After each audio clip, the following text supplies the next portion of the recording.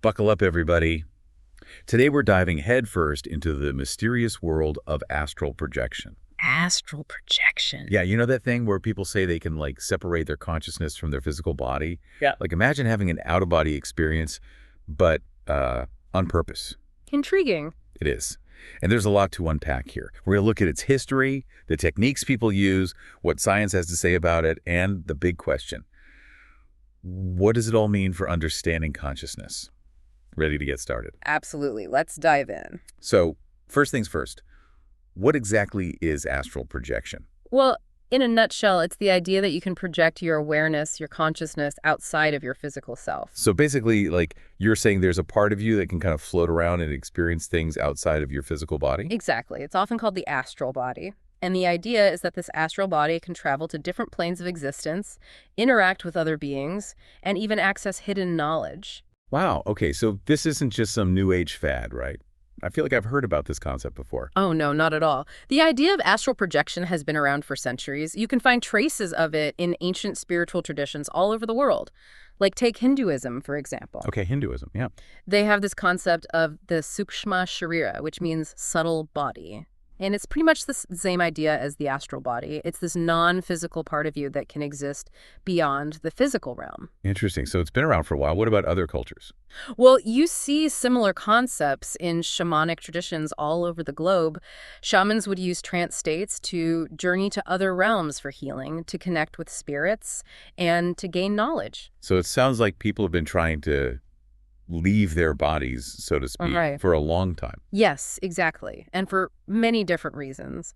Spiritual growth, seeking wisdom, or even just exploring the nature of consciousness itself. It's fascinating, all the different reasons and the history behind it all. But I'm curious, how do people actually, do it? Are there specific techniques for astral projection? There are, and they're actually more common than you might think.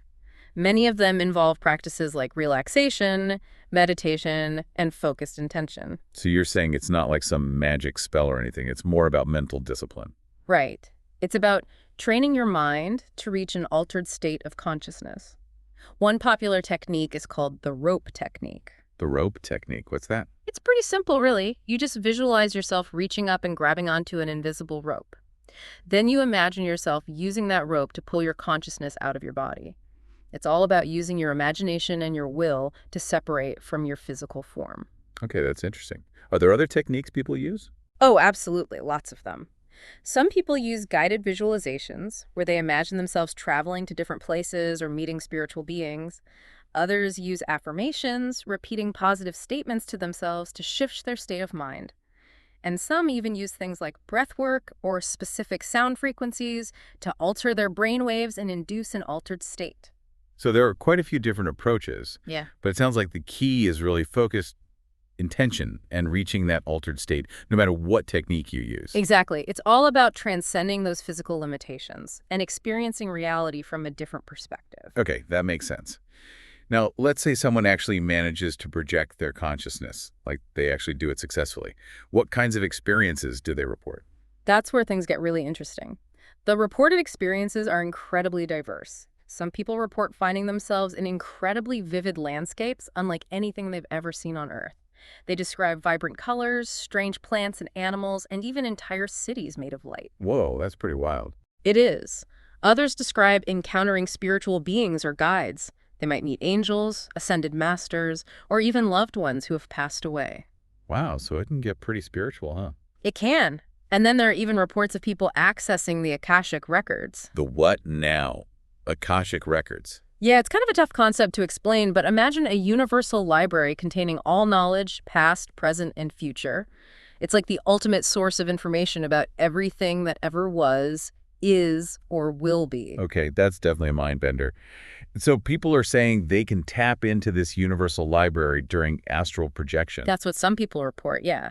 And they say they come back with profound insights and knowledge that they couldn't have accessed any other way. So it sounds like people are having these really intense and sometimes life-changing experiences. But what about the science behind all of this? Is there any evidence to support these claims? That's the million-dollar question, isn't it? Consciousness itself is still a big mystery to science. But there has been some research done on out-of-body experiences and near-death experiences, which share some similarities with astral projection. Right, right. I've heard about those studies. Some studies have shown that certain areas of the brain light up during these experiences, suggesting that they could have a neurological basis. So are you saying it's all just happening in our brains? Well, it's not quite that simple. The problem is that the subjective experiences people report are often so vivid and consistent that it's hard to dismiss them as just random brain activity.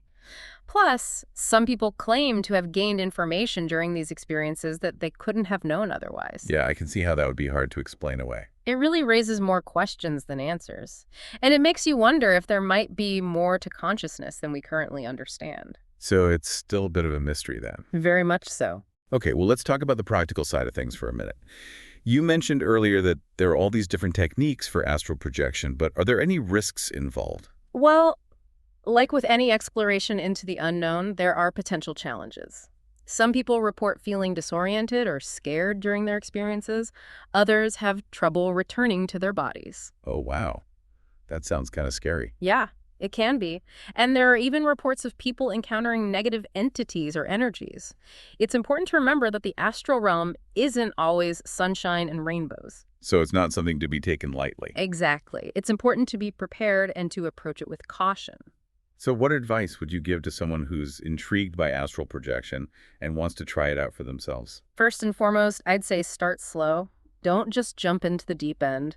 Begin by practicing relaxation and meditation techniques. Get comfortable with altering your state of consciousness in a safe and controlled environment.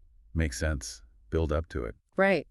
Then you can explore guided visualizations or maybe even find a teacher or mentor who has experience with astral projection. And it's always a good idea to keep a journal of your experiences. That way you can track your progress and notice any patterns or insights that come up. So having the right mindset and preparation is crucial. Absolutely. It's also important to practice grounding techniques, which are methods that help bring your awareness back to your physical body and the present moment. Things like focusing on your breath, feeling your feet on the ground, or even just taking a walk in nature can be really helpful. That makes sense. You wouldn't want to get lost in the astral realm. Exactly. And always remember, patience and self-compassion are key. Astral projection isn't something you can just master overnight. It takes time, practice, and a willingness to explore the unknown. This has been an incredibly fascinating deep dive into the world of astral projection. It really makes you think about the possibilities of consciousness and the nature of reality. If our consciousness can truly transcend the physical, what does that tell us about the real nature of our existence? That's a question that has puzzled philosophers and mystics for centuries. And perhaps it's a question that each of us must explore for ourselves. Well said. If you're considering exploring this for yourself, remember to be cautious, prepared, and approach it with respect.